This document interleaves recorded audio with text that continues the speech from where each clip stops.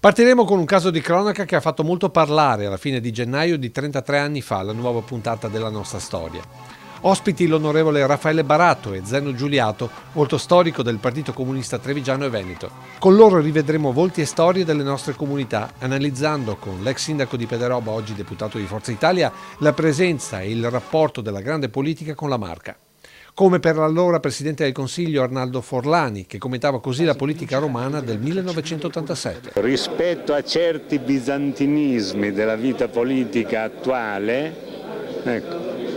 credo che il nostro amico avrebbe reagito con indicazioni chiare e coerenti, come sempre faceva in queste circostanze. Con Zeno Giuliato invece parleremo della situazione del proletariato di fine anni '80, ma anche dell'impegno ambientalista che 33 anni fa vedeva un giovane Gianfranco Bettin all'attacco della nave che scaricava i fanghi della Mount Edison in laguna. Ambiente, edilizia residenziale pubblica, ma anche sport, con un'immagine che da sola racconta un'epoca, quella della crescente pallacanestro Treviso, da poco ex Liberty, per la grande passione di Gilberto Benetton per questo sport e la sua gente. Tutto questo e molto altro con la nostra storia dalle 21:15 su Antenna 3.